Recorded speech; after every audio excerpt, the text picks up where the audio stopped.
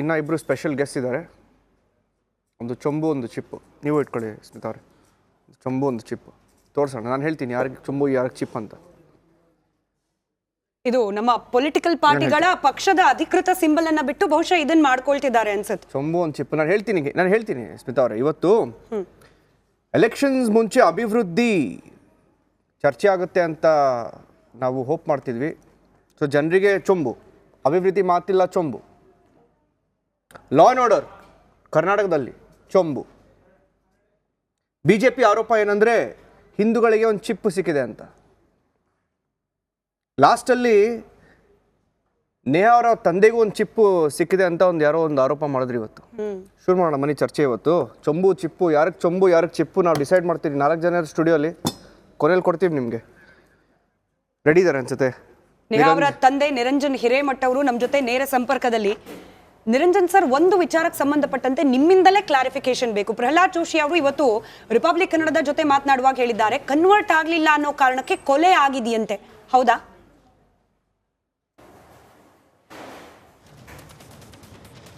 Sir, ಇದ್ರ ಬಗ್ಗೆ ಅವ್ರಿಗೆ ಮಾಹಿತಿ ಇರ್ಬೋದು, ಅವ್ರ ಮಾಹಿತಿ ತೊಗೊಂಡಿರ್ಬೋದು. ಅವ್ರ ಕೇಂದ್ರ ಸಚಿವರು, ಅವ್ರಿಗೆ ಮಾಹಿತಿ ಇರ್ಬೋದು, ಅದಕ್ಕೇನಾದರೂ ಕಮಿಟ್ ಮಾಡಿರ್ಬೋದು. ತಾವೇನಾದರೂ ಹೇಳಿದ್ದೀರಾ ಆ ರೀತಿಯಲ್ಲಿ?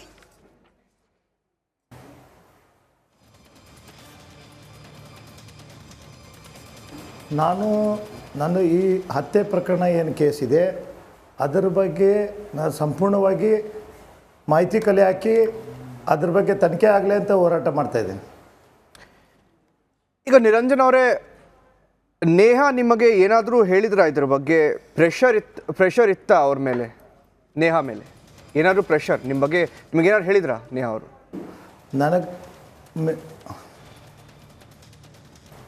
ನಮಗೆ ಬಂದಂಥ ಮಾಹಿತಿ ಮನೆಯಲ್ಲೇ ಮಾತಾಡಿದಾಗ, ಕೆಲವೊಂದು ನಮ್ಮ ಎದುರಿಸಿ ನೋಡಿದಾಗ ಎಲ್ಲೋ ಪ್ರೆಷರ್ನ ಒಳಗಾಗಿದ್ಲು ಅಂತ ಗೊತ್ತಾಯಿತು. ಈಗ ನೋಡಿ ನಿರಂಜನ್ ಅವರೇ, ಇತ್ತು ಅಂತ ಗೊತ್ತು. ಸಾರಿ, ಹೇಳಿ ಮಾತಾಡಿ.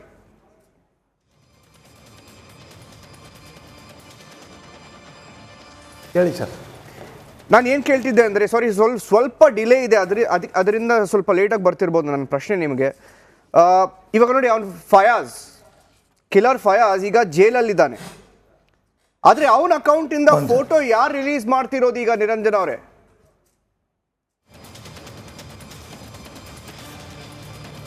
ಎಷ್ಟು ಚಂದ ಷಡ್ಯಂತ್ರ ಇದೆ ನೀವು ನೋಡಿ ಸರ್. ನೀವು ದೇಶವ್ಯಾಪ್ತಿ ರಾಜ್ಯ ದೇಶವ್ಯಾಪ್ತಿ ಇದು ಸುದ್ದಿ ಮುಡ್ಸಿರಿ. ನ್ಯಾಯ ಸಿಗ್ಬೇಕನ್ನೋದು ಒಂದೇ ಬೇಡಿಕೆ ನಿಮ್ಮದು. ಹಗಲೂರಡು 5 ದಿವಸದಿಂದ ಸತತವಾಗಿ ನಮ್ಮ ಈ ಒಂದು ದುಃಖದ ಸಂತತಿಯೊಳಗೆ ನನ್ನ ಜೊತೆಗೆ ನಿಂತಿರಿ ಮತ್ತು ಎಲ್ಲ ಹೋರಾಟಗಾರರ ಪರವಾಗಿ ನಿಂತಿರಿ. ಈ ರೀತಿ ಹೋರಾಟದಲ್ಲಿ ಕೂಡ ಈ ರೀತಿ ಷಡ್ಯಂತ್ರ ಮಾಡ್ತಾರೆ ಅಂದರೆ ಅದೇನಿರ್ಬೋದು? ಯಾರು ಷಡ್ಯಂತ್ರ ಯಾರ ಕೈವಾಡಿದೆ? ಯಾರ ಕೈವಾಡ ಇರ್ಬೋದು? ಯಾರು ಮಾಡ್ತಾ ಇದ್ದಾರೆ? ಈಗ ತಮಗಂತೂ ನೋಡಿ ಮಾಹಿತಿ ಇರ್ತೈತಿ, ಮಾಧ್ಯಮದವ್ರಿಗೆ. ಕಾರಣದ ಕೈ ಕೆಲಸ ಮಾಡ್ತಾ ಇದೆ ಇದು. ಅದಕ್ಕೆ ನಾನು ಮೊನ್ನೆ ಕೂಡ ಪತ್ರಿಕೆ ಕೊಟ್ಟಿದ್ದೆ, ಇದೇ ಹೇಳಿಕೆ ಕೊಟ್ಟಿದ್ದೆ. ಇವತ್ತು ಕೂಡ ಅದನ್ನು ಎಚ್ಚೆತ್ತು ನೋಡಿ. ಒಬ್ಬ ಪ್ರಭಾವಿ ವ್ಯಕ್ತಿನೇ ಇದು ಮಾಡ್ಬೋದು. ಅಧಿಕಾರಿಗಳನ್ನು ಕಂಟ್ರೋಲ್ ತಗೊಳ್ಳೋಂಥ ವ್ಯಕ್ತಿ ಯಾರಿರ್ತಾರೆ? ಒಬ್ಬ ಗೃಹ ಸಚಿವರಿಗೆ, ರಾಜ್ಯದ ಮುಖ್ಯಮಂತ್ರಿಗೆ ದಿಕ್ತಪ್ಪಿಸುವಂಥ ಕೆಲಸ ಹೇಳಿಕೆ ಕೊಡಿಸ್ತಾರೆ ಅಂದರೆ ಅಷ್ಟು ಪ್ರಭಾವಿ ಇದ್ದವರು ಯಾರಿದ್ದಾರೆ ಹೇಳಿ? ಯಾರಿರ್ಬೋದು ಹೇಳಿ? ನೀವು ಓಪನ್ ಆಗಿ ನಿಮ್ಮ ಪಾರ್ಟಿಯವ್ರ ಬಗ್ಗೆನೇ ಮಾತಾಡ್ದಂಗಿದೆ. ನಾನು ಓಪನ್ ಈಗ ರೂಲಿಂಗ್ ಪಾರ್ಟಿಯಲ್ಲೇ, ಮತ್ತು ನಾ ಬೇರೆ ಯಾರ ಬಗ್ಗೆ ಮಾತಾಡಿ? ನಮ್ಮ ಪಾರ್ಟಿ ಲೀಡರ್ಸ್ ಬಗ್ಗೆನೇ ಹೇಳ್ತಾ ಇದ್ದೀನಿ. ನಾನು ಬೇರೆದವ್ರಿಗೆ, ಬೇರೆ ಪಾರ್ಟಿದವರು ಇದನ್ನ ರಾಜನೀತಿ ತಗೊಳ್ತಾ ಇಲ್ಲ. ನಾನು ಒಬ್ಬ ಕಾಂಗ್ರೆಸ್ ಕಾರ್ಪೊರೇಟರ್ ಇದ್ದೀನಿ. ನನಗೆ ನನ್ನ ಮಗಳೇ ಹತ್ಯೆಗಳ ನಾನು ನ್ಯಾಯ ಕೇಳಿದ್ರೆ ಈ ರೀತಿ ಷಡ್ಯಂತ್ರದಲ್ಲಿ ರಾತ್ರಿ 1 ಗಂಟೆಗೆ ಮೊಬೈಲ್ ಸೀಜ್ ಆಗಿದೆ. ಮರ್ಡ್ರ್ ಯಾವ ಹಂತಕ್ಕೆ ನನ್ನ ಮಗಳನ್ನ ಹತ್ಯೆ ಮಾಡ್ಯಾನ, ಮೊಬೈಲ್ ಸೀಜ್ ಆಗಿದೆ, ಅರೆಸ್ಟ್ ಆಗಿದ್ದಾನೆ. ರಾತ್ರಿ 1 ಗಂಟೆಗೆ ಪೋಸ್ಟ್ ಹಾಕೈತಿ. ಇವನ್ನೆಲ್ಲ ಹಳೆ ಸ್ಟೂಡೆಂಟ್ ಎಲ್ಲರ ಕ್ಲಾಸ್ಮೇಟ್ ಅವನ್ನೆಲ್ಲ ವಿಡಿಯೋಗಳನ್ನು ಫೋಟೋಗಳನ್ನು ಈ ದಿಕ್ಕು ತಪ್ಪಿಸುವಂಥ ಕೆಲಸ ಯಾರ ಕಡೆಯಿಂದ ಸಾಧ್ಯ? ನಿಮ್ಮ ಕಡೆಯಿಂದ ಸಾಧ್ಯನಾ? ಬಟ್ ನಿರಂಜನ್ ಅವರೇ, ದುರಂತ ನೋಡಿ, ನೀವು ದುಃಖದಲ್ಲಿದ್ದೀರಿ, ಅರ್ಥ ಆಗುತ್ತೆ. ವ್ಯವಸ್ಥಿತವಾಗಿ ನಿಮಗೆ ಕ್ರಾಸ್ ಕ್ವಶನ್ ಅವ್ರನ್ನ- ಮಾಡಬೇಕು ಅನ್ನೋ ಯಾವುದೇ ರೀತಿಯ ಇರಾದೆ ನಮ್ದಿಲ್ಲ. ಸಂತೋಷ್ ಲಾಡ್ ಅವರ ಹೇಳಿಕೆ ತಮ್ಮ ಗಮನಕ್ಕೆ ಬಂದಿರಬಹುದು. ನೇಹಾ ಅವ್ರ ತಂದೆ ರಾಜಕೀಯ ಮಾಡಬಾರ್ದು ಈ ವಿಚಾರದಲ್ಲಿ ಅಂತ ಹೇಳ್ಬಿಟ್ಟಿದ್ದಾರೆ. ನೀವು ರಾಜಕೀಯ ಮಾಡ್ತಿದ್ದೀರಾ?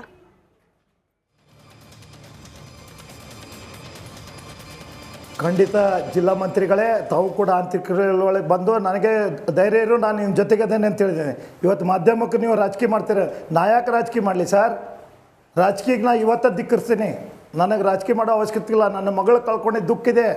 ನಾಳೆ ಇಡೀ ನಾಡಿನ ಮಕ್ಕಳು ಇದೇ ರೀತಿ ಹಂತ್ಯ ಆಗಬಾರ್ದು, ಇದೇ ರೀತಿ ಅವರು ಎಜುಕೇಷನ್ ಹಾಳಾಗಬಾರ್ದು, ಅವ್ರ ಭವಿಷ್ಯ ಹಾಳಾಗಬಾರ್ದಂತ ನಾನು ಹೋರಾಟ ಮಾಡ್ತಾ ಇದ್ದೀನಿ. ನನ್ನ ಮಗಳು ಕಳ್ಕೊಂಡಿದ್ದ ದುಃಖ ಒಂದು ಸೈಡ್ ಇದೆ, ಮುಂದಿನ ಮಕ್ಕಳ ಭವಿಷ್ಯದ ಬಗ್ಗೆ ಚಿಂತೆ ಮಾಡತ್ತೆ.